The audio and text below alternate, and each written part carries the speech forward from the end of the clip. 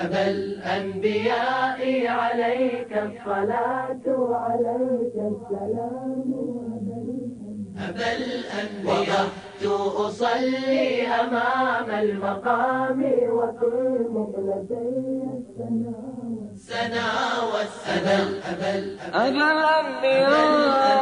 الأنبياء عليك الصلاة وعليك السلام أبا الأنبياء وقفت أصلي أمام المقام وفي مقلتي السنا والسلام أبا الأنبياء عليك الصلاة عليك السلام أبا الأنبياء. Mi po ëndrat e pejgamberëve je shpallje, nuk janë sikur ëndrat tona që na merr kryt e shashtrisë pe ëndrave. Do thon ëndrat e pejgamberëve janë shpallje.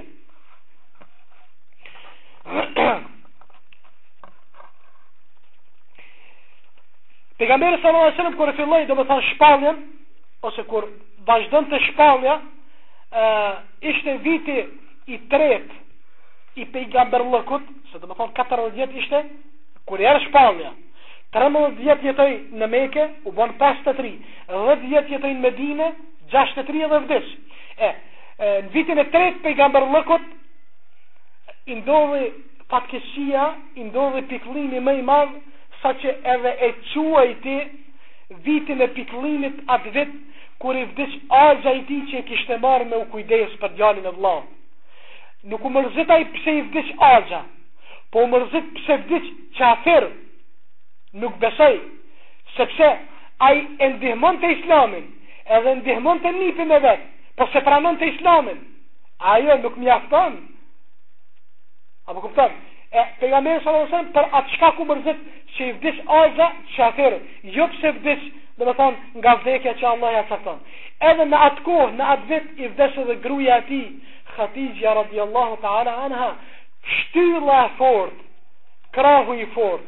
Grua si shok që i ndihmon, po edhe ajo krejt pasurin ati ja kishte fal, edhe me atë pasuria i punonte, domethënë për dinin e Allahit subhanahu wa ta'ala.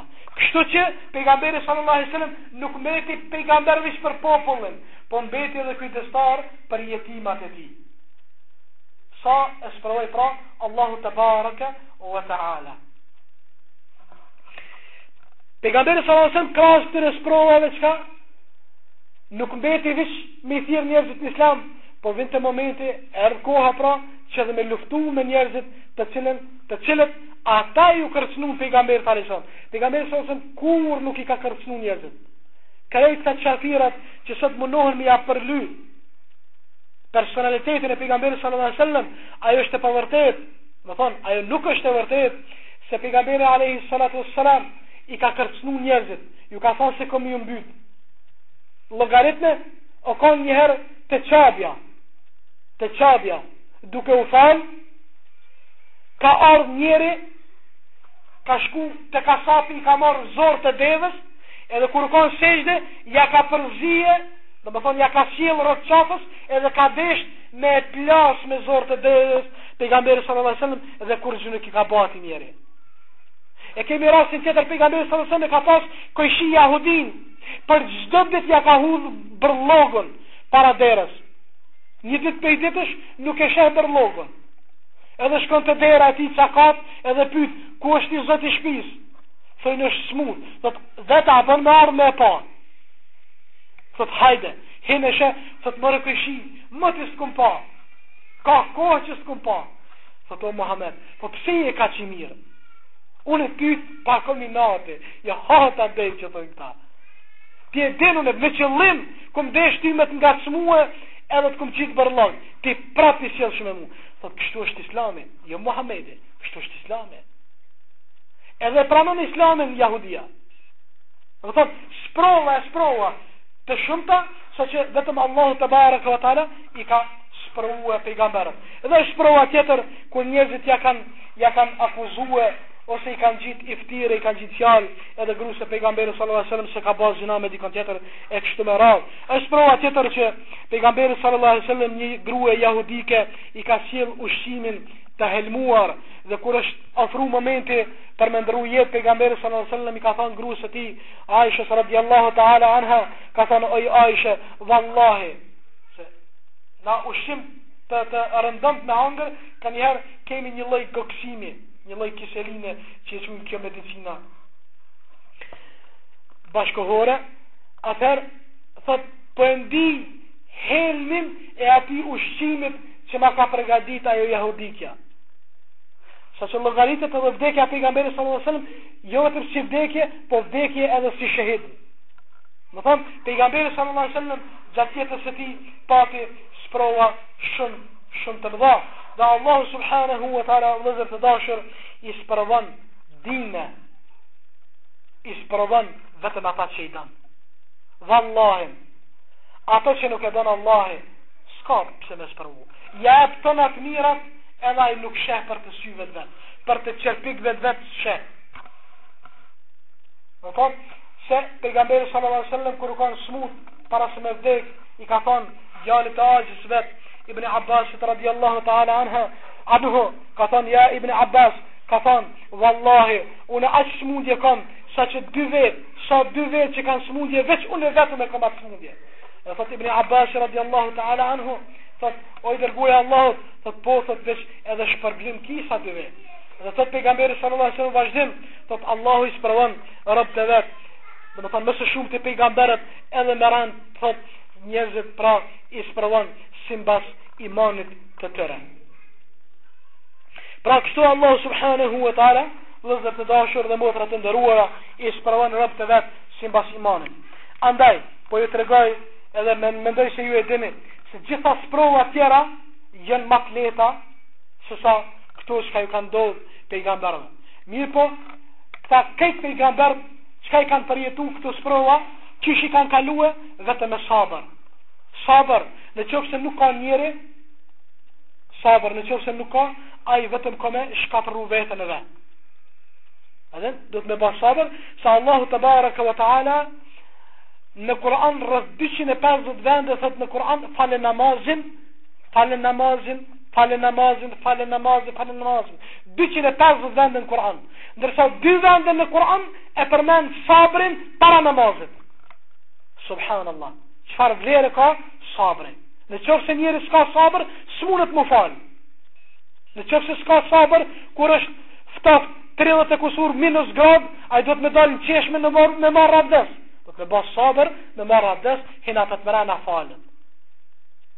Nëse s'ka sabër, s'mundet ai plas, se çka ka bën gruaja për shembull bukën më herë, ai pëlset. Një herë, dy e mi pas 3 zemra, i kupin sikur ku pasat i kupin edhe pëlset, jetë pas një. Do thonë, njeriu do të me pas sabër, muslimani këtë rast do të me pas sabër, se pa sabër njeriu vetëm e dëmton vetveten. Andaj për çdo musibet, për çdo fatkeqësi që t'i ndodh muslimanit, është një lutje shumë e mirë, që do të më thonë: "Allahumma ajurni fi musibati wa akhlif li khayran minha."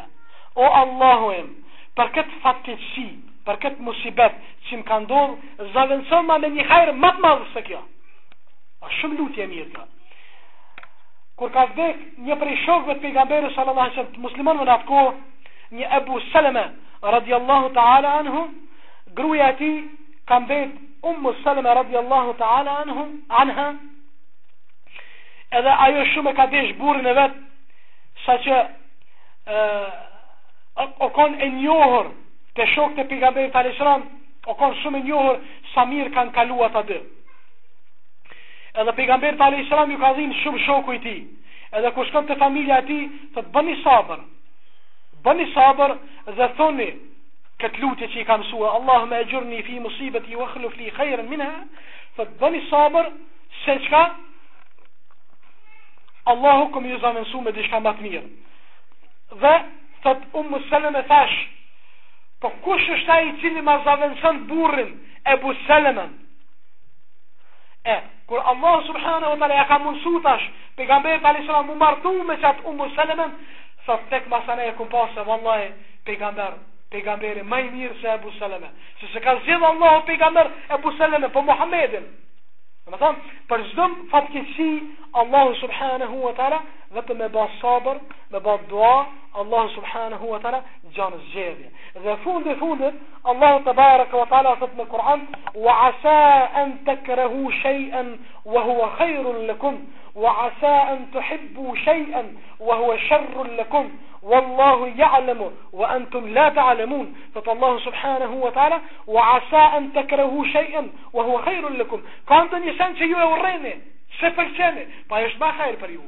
وعسى أن تحبوا شيئا وهو شر لكم. كان دني سني سيداني شاشتريسني او زب كش مبا او زبر مسمندو او زبر مشكو او زبر مسمشكو سي باس شيفن tu ishte teket njerët. Ama thot Allah subhanahu wa taala, ai mund të ka shër për ty. Ty çka po ta mërmane. Allah azza wa thot: "Wallahu ya'lamu wa antum la ta'lamun." Allahu e din, e ju s'e dini. Do thot, çdo herë muslimani çka me bë sabër edhe me bë dua. Duaja është ibadet. Duaja nuk është vetëm dua. Duaja është ibadet. Gjumi është ibadet, ushqimi është ibadet. Do thonë të gjitha këto janë prej atyre që hyjnë ose bëjnë pjesë, çka? Bëjnë pjesë në sabrin ose në lidhshmëri me sabrin kur sprovat e mundojnë njëri tjetrin, andaj ne çka duhet të bëjmë sabër dhe duhet ta këshillojmë njëri tjetrin për sabër. Sa Allah subhanahu wa taala e ka shpall një sure është suratul Asr. Wal Asr innal insana lafi khusr illa alladhina amanu wa amilus salihati wa tawasaw bil haqqi wa tawasaw bis sabr. Çka thot Allah subhanahu wa taala në këtë sure? Wal Asr pasha kohën, është betuar në kohë. Wal Asr pasha kohën, innal insana lafi khusr. Me të vërtetë njeriu është në një humbje të sigurt. Gjithçysh njeri ka me humb. Gjithçysh njerëzit janë ka humbin. Mirë po, vazhdimi i ajetit na jep një shpresë neve besimtarë. Çka thot? Illa alladhina amanu. Për gjithë njerëzit kanë me humb, illa alladhina amanu, përveç atyre që besuan. Do të thonë, krejt kanë me humb, përveç atyre që besuan. Edhe të tjerë, wa amilus salihati, edhe që punojnë punë të mira. Wa tawasaw bil haqqi, këshillojnë njëri tjetrin për me bë mirë.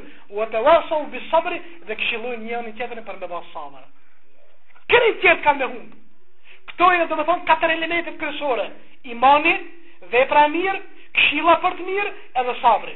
Këto, do të thonë, janë këto katër elemente që njerin e ngritin lart te Allahu te baraka wa taala. Thot një dietar, Shafiu rahmetullah alayh, ka qenë një dietar për dietarëve të njohur, ka thonë: "Pasha Allahin, mos me pas zbrit Allahi asnjë sure tjetër, përveç kësaj sure që kishte më na mjaftua."